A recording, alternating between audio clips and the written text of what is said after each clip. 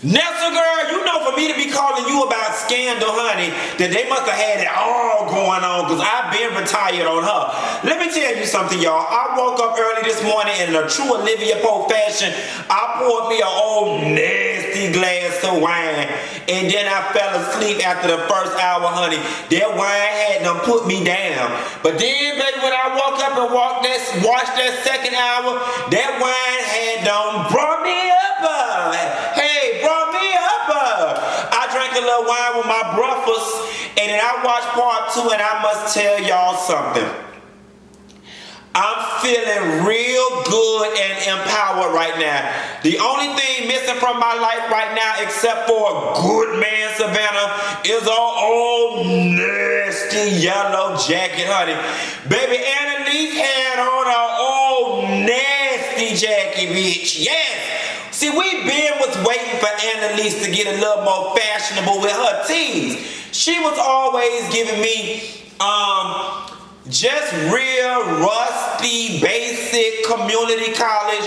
I got it at Ross. She was always giving me them kind of tees. She was never giving us real fashions. You know, them fashions, honey, fashions.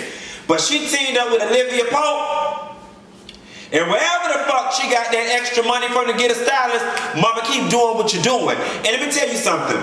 Shonda did something with this joint episode.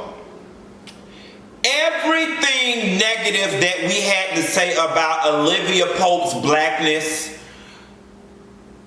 was realized and addressed in these 2 episodes. I don't know if y'all caught it. Y'all know me, I was the main one saying, where do Olivia Pope go get her hair done? Where is her black friends? I'm not gonna lie to you. When Olivia Pope signed them up to go get their hair, I just knew she was finna take Analese to damn Supercuts or to damn JCPenney somewhere to get her damn hair done. I was shocked and surprised to see that she went down to the black salon. Now don't get me wrong, they classed it and jazzed it or whatever. It still wasn't as down home and sister girl like this that I would have preferred it to be, but it was enough to say, okay, you know, mama know when to be black and when to fuck white, okay? I love that tit for tat that Analese, why I keep calling this lady Analese? I'm watching too much Love and Hip Hop. I love the tit for tat that Olivia Pope and Analese Keating had with one another. Basically, when Analese was calling Olivia's blackness into question, saying, I know about you bougie girls that have horses between y'all legs, white men between y'all legs, and everything else between y'all legs. Yes, honey, well, she didn't say all that, but I'm just adding this part because I ain't had nothing between my legs, and that's probably why I'm up drinking first thing in the morning. Nevertheless, I loved that back and forth, and I loved Olivia's rebuttal, and I loved the fact that, yeah, she was like, bitch, I'm the bougie girl from Stanford, Yale, Harvard, Princeton, all the rest of them, and but I'll still get your broke ass together. I lived for every moment. I'm going to tell you the only thing that would have, this was already a superb moment, but it would have took me over if they needed help. And they would have had to call Steam from underground to come help them just in the background. Singing in the background. Just to do a little yang, yang, yang to the back. You know what I'm saying? That would have been everything. But nonetheless, I will say this. Ever since, and it's about to get serious, y'all. I walked away from this 2-part special feeling the same emotions that I felt after watching Underground. I walked away from this show, again, for 2 hours with a glimpse of what it feels like to be white. I felt special seeing these 2 sisters doing the important work that they were doing. And what's funny is because for white people, what Olivia Pope and Analese Keating did was commonplace. It was every day for them. So had you changed the skin tone of those characters, these episodes would have been non-impactful and actually meant nothing. White folk probably would have been looking at this like, oh, it's just another legal show, because them being great, them being professionals, them being put together and saving the world, that's the status quo. It's commonplace for them, and it's a shame. It's a shame that I'm sitting here with this overflow of emotions, basically for two bitches that went to work. You know what I'm saying? Like, think about it. At the end of the day, don't get me wrong, I'm not trying to marginalize what they set out to accomplish. But for us, that's extraordinary. And for them, it's just two hoes going to work every day, doing whatever it is they do in their day-to-day lives. And this, at 34 years of age, starting with Black Panther, now with this episode of Scandal and How to Get Away with Murder, am I truly starting to understand the real impact that film and media has on a child's ability to dream in color. Okay? The fact that I'd have been more comfortable with any of them being maids, prostitutes, gangbangers, drug lords, or whatever. That shit would have just breezed past me unnoticed. But the fact that these two sisters in the law profession going to work sends me up like this. It's a shame. So yeah, it made me feel like white people, y'all have been in on the real secret. And the real secret is to just show your kids the possibilities, the endless possibilities, people being successful and glamorous in skin tones that match theirs, and the rest will take care of itself. Like, I'm really feeling like it's just that fucking simple. You know what I'm saying? And don't get me wrong, I know I am oversimplifying a very complex issue, but as a start, it just made me feel like all we gotta do is just show our kids what the fuck they can look like, and the rest will take care of itself. Because they will have a framework by which they should begin to dream, a baseline from where they should start. When I was growing up, I didn't have that. And I'm not trying to make it seem like I grew up in the civil rights era, but that makes it even more pathetic. I was born in 1983.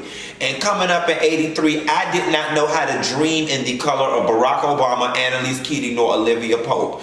Okay? I dreamed in the color of I could play football. I knew I could be an actor of some. I knew I could be an actor, but I didn't know I could be an A-list actor. I didn't know I could play roles like this. I knew I could make it to TV and film. You get what I'm saying? So this was very important for me in that regard. I wish I could talk more about just the ins and outs of the episodes, y'all. For one, I just don't remember it all. But for two, the overwhelming percentage of my thoughts and emotions lie more to the cultural impact of the show and less to do with the plot.